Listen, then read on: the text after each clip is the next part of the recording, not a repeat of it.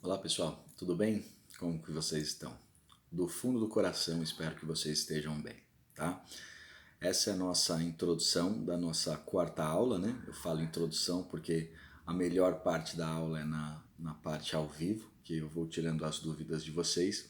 Então essa nossa quarta aula, essa aula que fica gravada, é mais um passo introdutório aí para nossa quarto tema, né? Para o nosso quarto tema, que se refere à adequação e gerenciamento de cargos, né? Remuneração e controle, né? Nessa quarta aula a gente vai verificar que como que a gente vai colocar nomenclatura no cargo e também trazer um pouco das aulas passadas no que se refere à remuneração, tá? Mas primeiro, o que eu preciso entender? Quais os fatores de especificação que faz com que eu busque a análise dos cargos, né? Quem mais, na minha opinião, quem mais define isso de uma forma bem didática e bem construtiva é o Chiavenato. O Chiavenato, ele diz que analisar um cargo significa detalhar o que o cargo exige do ocupante, né? No caso do ocupante, o colaborador, em termos de conhecimento, em termos de habilidade, em termos de capacidade para que esse ocupante possa desempenhar adequadamente as suas atividades e as suas tarefas. Ou seja, o que vocês vão fazer quando vocês analisam um cargo especificamente? Vocês vão descrever pormenores, vocês vão descrever pormenorizado quais são as atividades, as tarefas para depois nomear o cargo, trazer essa nomenclatura para o cargo e verificar se o colaborador atende às necessidades empresariais ou não, tá certo? Quando a gente fala em análise de cargos, a gente vai trabalhar com 4 áreas com vocês, tá? Vocês vão ter que analisar que todo cargo, todo e qualquer cargo, vocês precisam analisar 4 áreas de conhecimento. Primeiro, a análise mental. Vocês vão ter que fazer uma análise mental dos conhecimentos que aquele cargo específico exige. Depois, as capacidades físicas que aquele cargo exige. Depois, a capacidade de responsabilidade que aquele cargo exige. Ou seja, quanto maior o cargo, maior será a capacidade de responsabilidade, né? Eu tenho que buscar uma maior capacidade da pessoa responsável devido à nomenclatura do cargo, né? A hierarquia do cargo. E por último, né, em quarto aí, a gente vai falar sobre as condições de trabalho, né? Para executar um determinado trabalho, a gente tem que executar esse trabalho em um ambiente. E como que será esse ambiente? Será que será um ambiente hostil, um ambiente periculoso, um ambiente insalubre? Como que será o nosso ambiente para executar esse tipo de trabalho? No nosso caso aqui, o meu ambiente é o ambiente mais tranquilo possível. Por quê? Porque eu estou gravando uma aula dentro da minha casa, né? Então aqui o ambiente é completamente controlável, aqui eu consigo ter uma segurança maior e na empresa, e no deslocamento da empresa, e aonde eu irei exercer a minha atividade. Será que eu terei toda essa segurança? Né? A, executo trabalhos aí fora, trabalho em agência aí fora, e será que nessa determinada agência que eu trabalho eu tenho a mesma condição de segurança que eu tenho na minha casa ou será que eu tenho uma condição de segurança maior? Isso a gente também tem que avaliar, a gente vai avaliar, tá?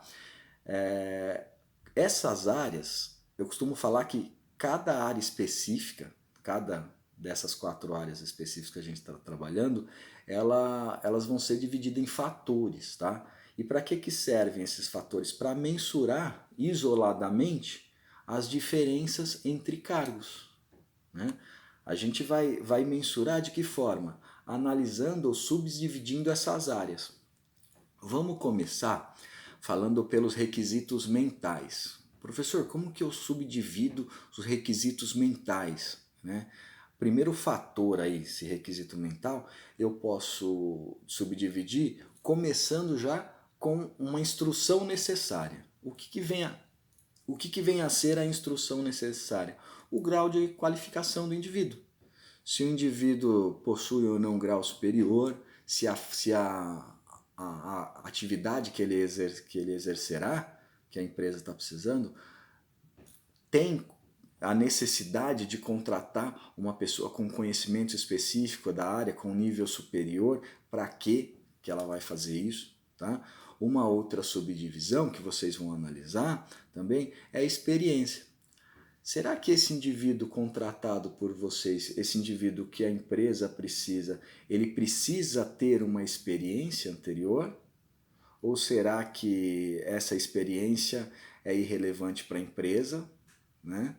E muitas das vezes eu contrato uma pessoa sem experiência com um nível cultural clássico um pouco maior, vamos dizer assim, a pessoa é formada em recursos humanos, como é o caso de vocês, tem um nível intelectual apurado, só que a pessoa não tem experiência. Para algumas empresas, pode ser que isso seja um empecilho, para outras empresas, podem ser que não. Então eu posso contratar uma pessoa que não tenha experiência, só que tem um nível cultural igual ao nível de vocês, extremamente elevado, que já sabe como realizar um plano, por exemplo, esse plano de salários, de cargos e salários que a gente está executando no nosso trabalho, tá certo? Será que essa experiência anterior vai impactar? Eu preciso de uma pessoa experiente para um cargo de liderança, né, onde a atividade exercida será uma atividade de liderança? Acredito que sim. Agora, dependendo do cargo, por exemplo, de produção, acredito que essa questão de experiência ela passa a ser quase despercebida, né? Outra coisa que eu preciso analisar em fatores mentais é se a pessoa tem iniciativa. Que tipo de iniciativa? Iniciativa de se dispor, de se predispor a realizar o trabalho ou atividade, né? Se ela tem aptidões para realizar aquele trabalho ou atividade. Vamos voltar no exemplo que eu dei para vocês, que eu passei para vocês, que está aí no material de vocês, no caso daquela nossa vendedora, daquela loja da Oscar Freire.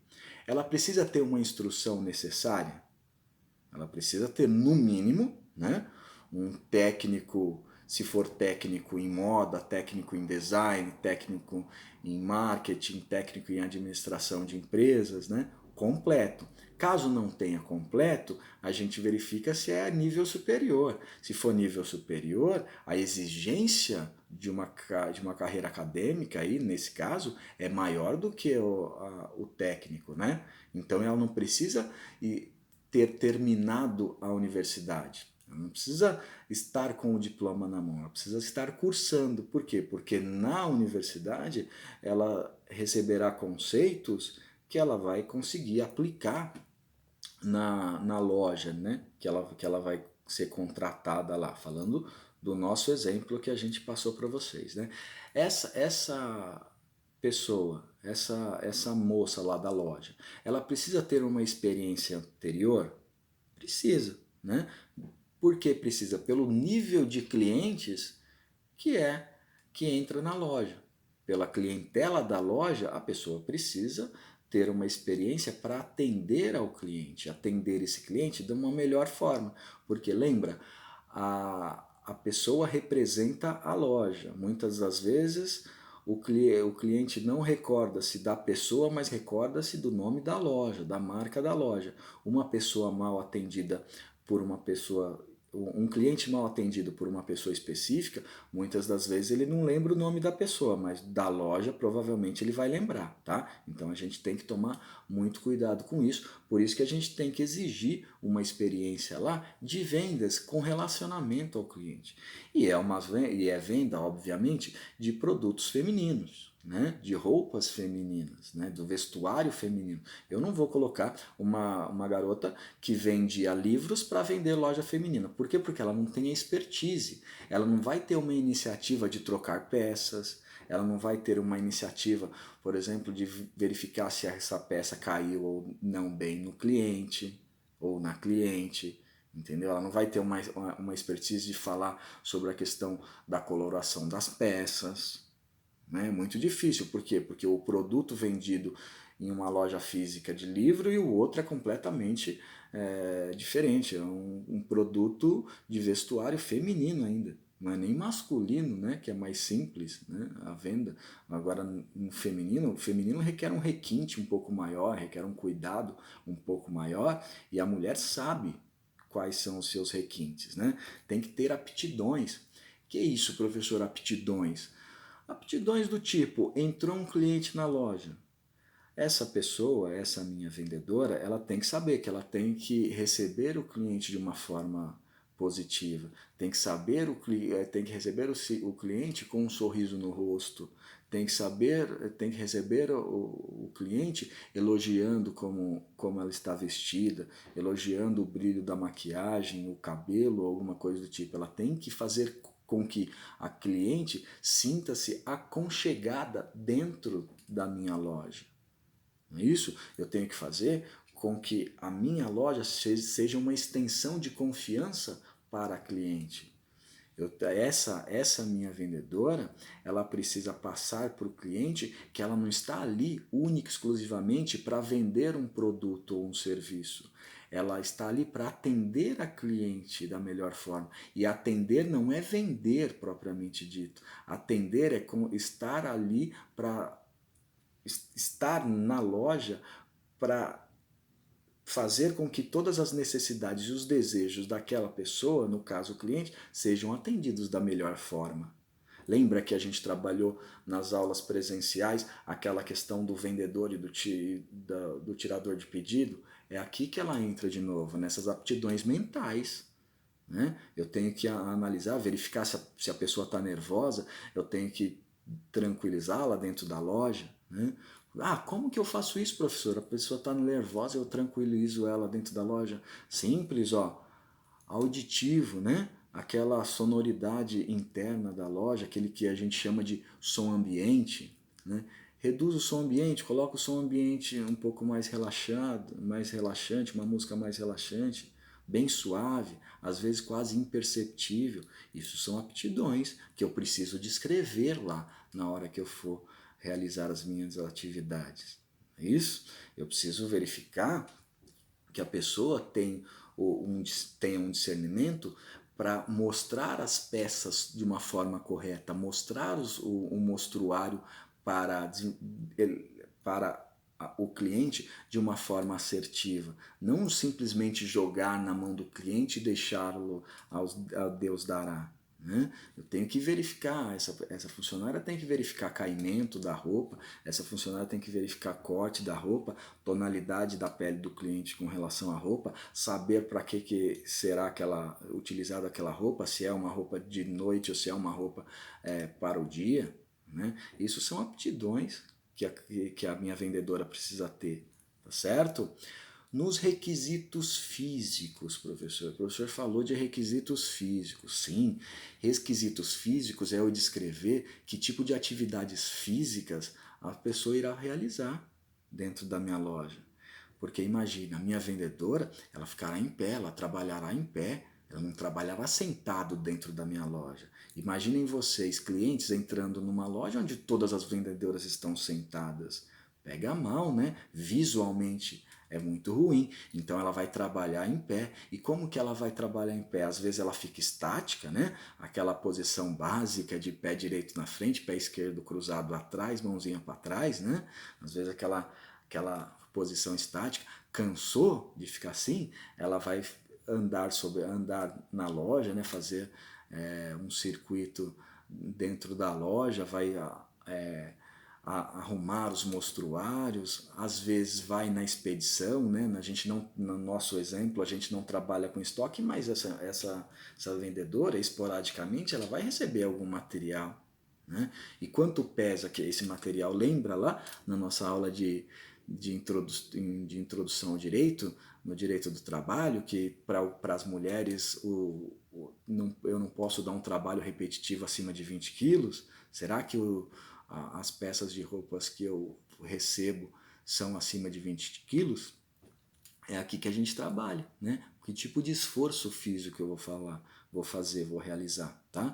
E com relação a esforço físico também, na verdade não é entra como requisito de esforço físico, mas não é o físico propriamente, é a concentração visual, a concentração mental.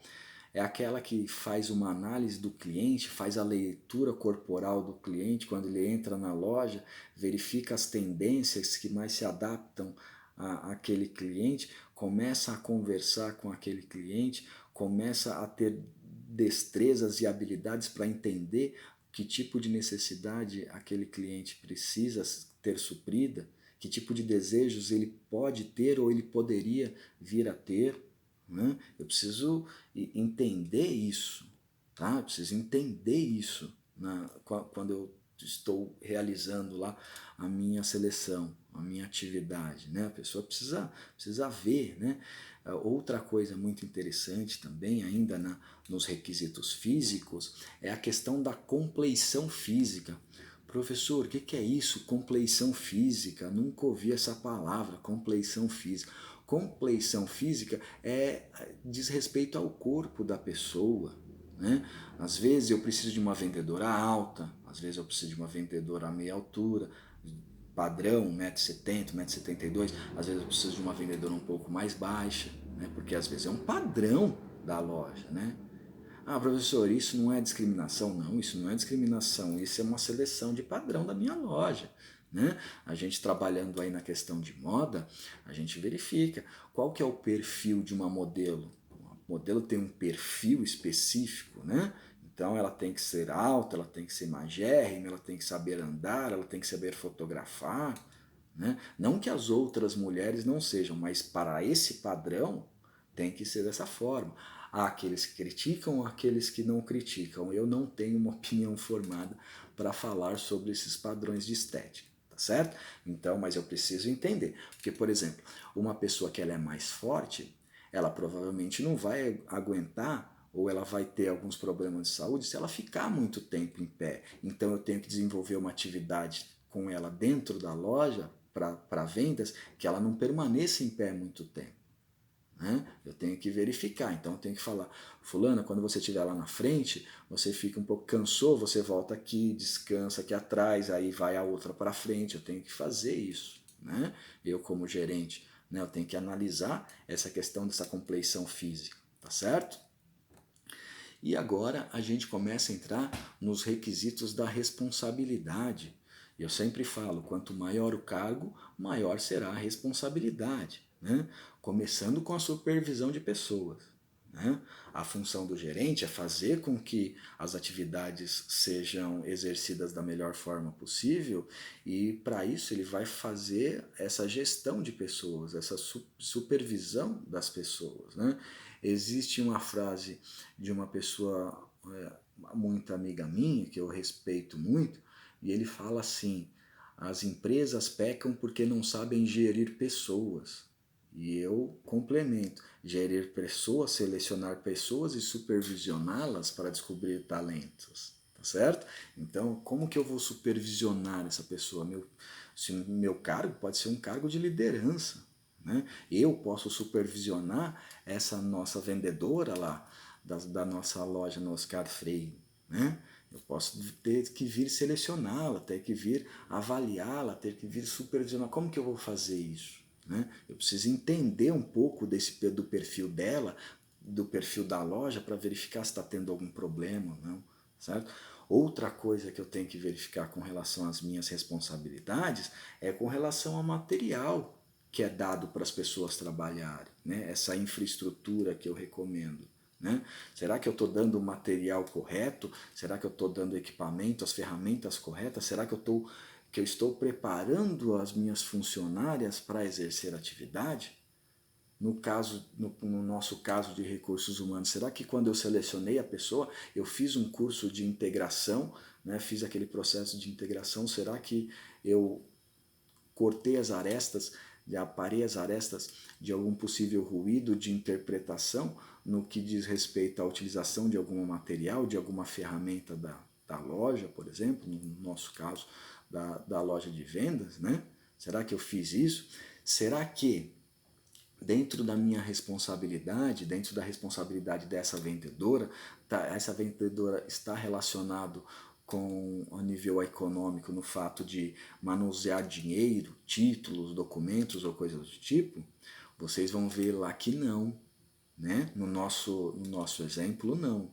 Não estou falando de uma forma geral, estou falando do nosso exemplo lá da vendedora que nós precisamos, ela não vai trabalhar com dinheiro propriamente dito. Né? Ela não vai pegar, não é ela que irá cobrar o cliente, que irá verificar, passar o cartão do cliente, dar o troco por. Não é ela. Isso quem faz é uma outra funcionária que tem uma outra nomenclatura, que tem um outro salário e uma outra responsabilidade, que vai ficar lá bem paradinha, lá bem tranquila e bem integrada no trabalho, bem concentrada, que chama-se caixa. Né? Uma vende o produto, a outra cobra, a outra entrega, coisas do tipo. Né? Outra coisa que eu tenho que avaliar também nessas questões de responsabilidade são os contratos que a gente firma, contratos internos ou externos. Né? Será que essa pessoa, essa funcionária que eu trabalho, esse gerente vai assinar algum contrato? Vai assinar um contrato de compra e venda de produtos? Né? O gerente, por exemplo, o gerente geralmente realiza lá uma atividade de compra que não estava nos planos, queimou uma lâmpada, ele tem lá e tem que resolver aquele problema, então ele vai lá e compra, ele pode fazer, ele tem responsabilidade para isso? Tem. E a vendedora, que responsabilidade ela tem? Toda a responsabilidade, porque a gente, aqui vale um adendo, que a gente fala assim, que a gente pensa, a maioria das pessoas pensa que contrato é só aquilo que é assinado. E não é. Contrato não é só aquilo que é assinado. Contrato pode ser verbal, né? Pelo Código de Defesa do Consumidor, que a gente estudou, que a gente tem uma introdução aqui, se uma cliente entra na nossa loja e aquela vendedora vende o produto para ela, por mais que não tenha um contrato assinado, aquele produto tem que ser capaz de suprir a necessidade ou os desejos da cliente, porque senão a cliente vem e volta e devolve o produto. E não precisou assinar um contrato. Né? Então, quando eu registro uma pessoa, vou lá na CTPS da pessoa e registro com o cargo, aquilo ali é um contrato de trabalho. Né? Eu não preciso ficar assinando todos os meses. Né? Eu recebo um contra-cheque todo mês, mas eu não preciso ficar assinando um contrato todo mês, porque aquele prazo é por prazo indeterminado. Né? Às vezes é um contrato verbal, às vezes eu paro as pessoas no meio da rua. Um exemplo interessante de contrato é com relação quando eu pego um Uber, por exemplo, quando eu pego um ônibus, por exemplo. É um contrato. Por mais que não assinou, não temos assinado, é um contrato de prestação de serviço de locomoção. Eu peguei o Uber, chamei o Uber, ele veio, eu dei o dinheiro, ele tem a obrigação de me levar onde eu solicitei. E me levar com segurança. Por quê? Porque está subentendido no contrato. Certo? Tanto é que se acontecer algum problema comigo dentro do carro da pessoa, dentro do táxi da pessoa, dentro do ônibus, é responsabilidade da empresa. Certo? Por quê? Porque tem um contrato ali. Tá?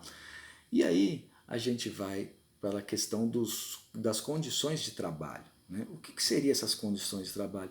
É o trabalho em si, é o local onde a gente vai exercer o nosso trabalho. Né? Vamos pegar a nossa funcionária, a nossa colaboradora, né, do nosso exemplo lá, a nossa vendedora. Ela corre algum risco de trabalhar dentro da loja? Ela corre algum risco de vida, como periculosidade dentro da loja, com a saúde dentro da loja? Acredito que não, porque ela não trabalha com produtos tóxicos, ela não trabalha com produtos infecciosos, né? O ambiente que ela trabalha é limpo, o ambiente que ela trabalha é claro, né? É protegido. Né? Então, assim, tipo, o local, a infraestrutura do local é extremamente positiva. Tá certo? Então ela tem um ambiente ali, tipo, ela tem um ambiente físico de trabalho favorável que permita com que ela exerça a atividade. Isso faz com que amanhã ou depois profissionais que vocês vão selecionar falem assim para vocês: mas eu não consigo exercer meu trabalho porque eu não tenho o material tranquilo aqui, eu não tenho, sei lá, estou tendo problema na infraestrutura, não tem energia, está tendo corte de energia, está tendo corte de água e coisas do tipo, né? Por isso que eu não estou exercendo a minha atividade. Ou outra, será que o local que eu trabalho eu corro risco de acidente dentro do local de trabalho? Né?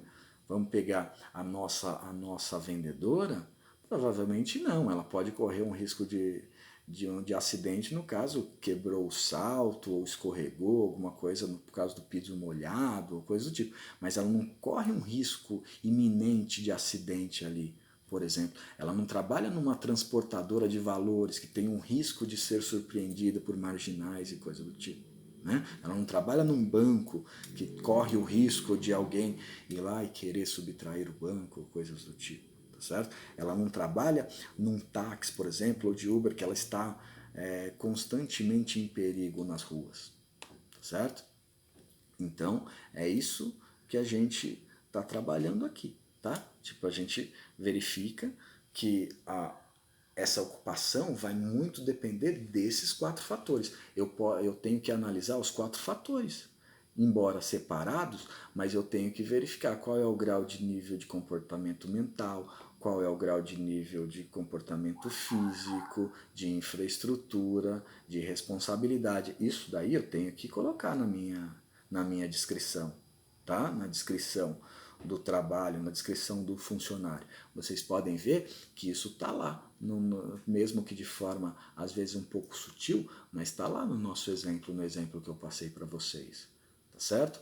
E aí, eu trouxe para vocês, eu comecei a falar para vocês nos slides que vocês vão ver lá, sobre a ocupação de um assistente administrativo, sabe? Tipo, porque eu acredito que seja assistente administrativo, seja uma das profissões que mais se contrata hoje em dia, assim, né? Então acho que é mais claro e é mais nítido para vocês. Primeiro, vamos avaliar o fator mental desse cargo assistente administrativo. Eu já sei que o cargo é assistente administrativo. Agora eu tenho que descrever a atividade do assistente administrativo. Porque eu tenho que entender que um assistente administrativo financeiro é diferente de um assistente administrativo de recursos humanos, que por sua vez é diferente de um assistente administrativo que vai trabalhar com a diretoria, que por sua vez é diferente de um assistente administrativo que vai trabalhar com o departamento jurídico e assim sucessivamente. Tá? Então, cada setor da empresa, cada setor de atividade tem o seu perfil específico, tá certo? Então, vamos lá, vamos começar com o nosso assistente administrativo. Primeiro fator, o fator mental, a área mental. Eu tenho que descrever todos os requisitos necessários para que esse assistente administrativo execute suas tarefas, execute suas atividades. Por exemplo, como vai ser a experiência dele, tá? O grau de instrução que ele tem, o nível de iniciativa que ele tem, as habilidades que ele tem, entre outros. Tá certo? Eu tenho que descrever, eu tenho que colocar lá que ele tem que ser proativo, ele tem que ter um raciocínio rápido, ele tem que ser comprometido, certo? Ele tem que ter, no mundo ideal, memória fotográfica, né? Ele tem que entender o que eu falo. Então, eu tenho que descrever pormenorizado nessa área mental o que ele terá que fazer, certo? Fator 2. No fator 2, a análise de responsabilidade. Quais as responsabilidades que esse assistente administrativo terá? Tem que descrever todos os requisitos necessários, todos para o ocupante, tá? Exemplo, responsabilidade que ele terá por erros cometidos, responsabilidade por materiais indevidos utilizados, responsabilidade por numerários que ele possivelmente pode comprometer, responsabilidade por danos confidenciais. Imaginem vocês, que vocês contratem um assistente administrativo para trabalhar no recursos humanos e vocês pedem para ele fazer algumas fotocópias ou fazer um levantamento no banco de dados de algum funcionário. Gente, voltando aqui, o vídeo, eles, como eu falei na primeira aula, mas é sempre bom repetir, ele vai cortando a cada 30 minutos para não ficar um vídeo muito muito carregado para vocês, tá? Não ficar um vídeo muito maçante. Então, voltando, a gente estava falando sobre a questão do cargo do assistente administrativo e da responsabilidade, né? Nessa área, a gente trabalhou a parte mental a parte mental do assistente administrativo, a gente trabalhou há alguns minutos atrás a questão das responsabilidades, tá? Agora a gente vai entrar na área física. Eu vou ter que descrever por menores quais os requisitos necessários para esse ocupante executar determinadas tarefas do assistente administrativo. Qual será o desgaste que esse indivíduo terá para realizar a tarefa? Qual é o esforço físico que ele terá, qual é a concentração mental que ele precisa ter, qual é a concentração visual que ele precisa ter, o trabalho que ele vai executar é um trabalho repetitivo? Professor, dá um exemplo para a gente de esforço físico que um assistente administrativo tem que fazer.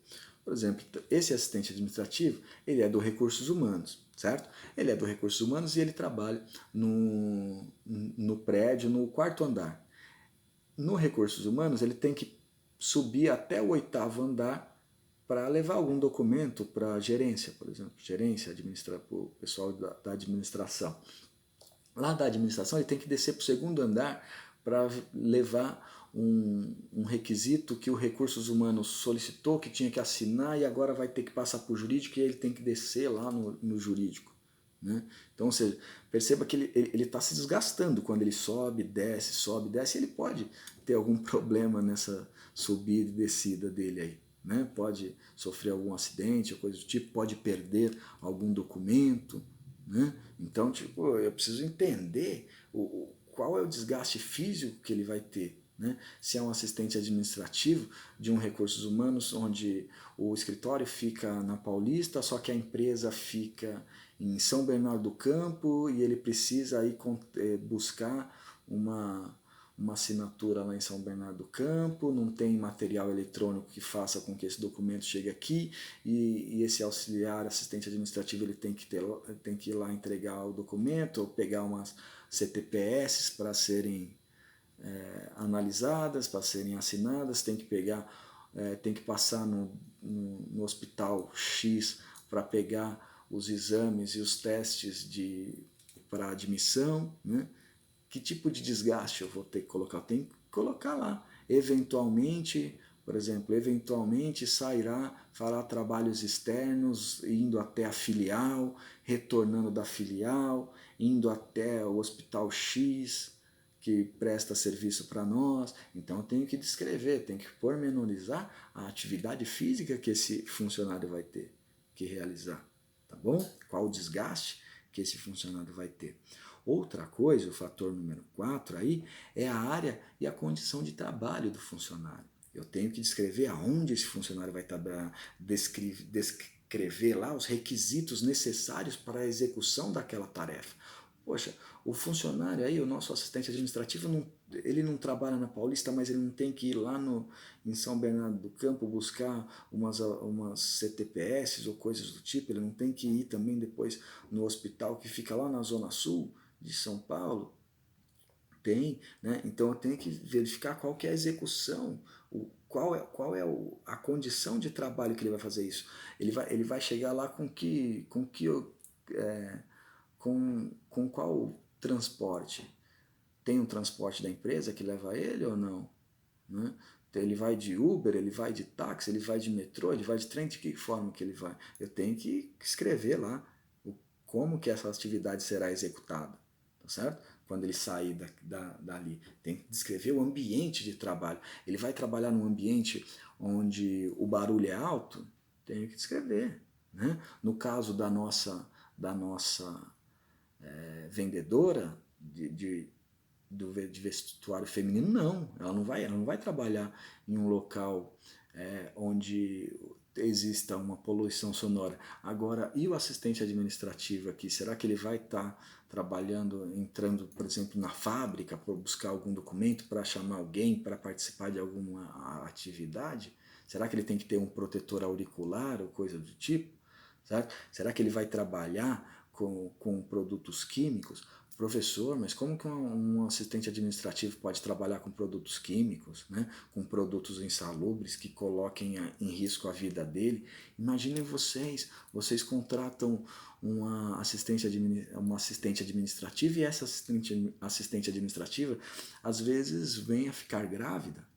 E aí vocês vão colocá-la para trabalhar em um ambiente, por exemplo, utilizando máquinas que colocam em risco, que produzem alguns raios ultravioletas ou algum tipo de raio que comprometa a gestação dela. Lembra que na aula de direito, de introdução a direito, eu tenho que analisar a estrutura da empresa para verificar onde que essa gestante vai trabalhar e depois eu tenho que deslocá-la para um outro determinado local?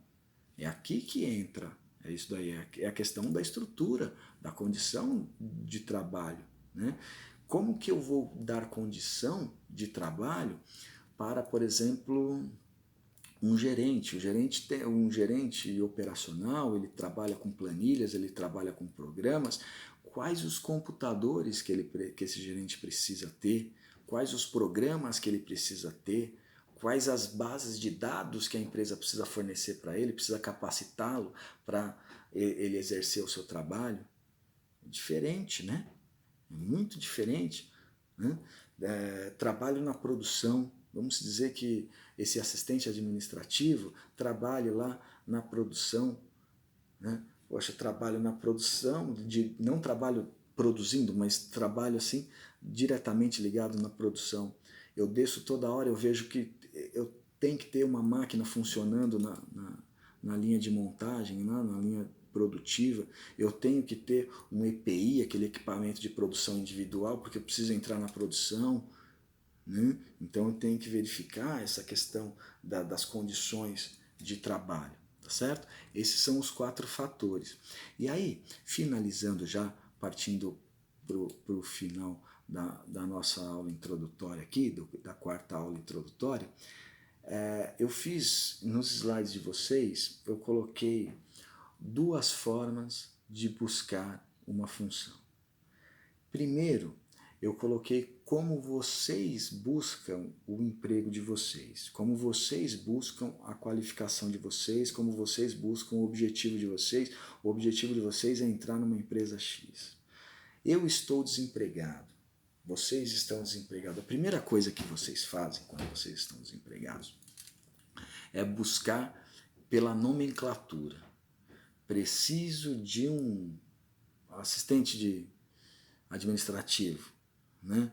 Por que eu, quando estou desempregado, eu como assistente administrativo, já vou direto na nomenclatura?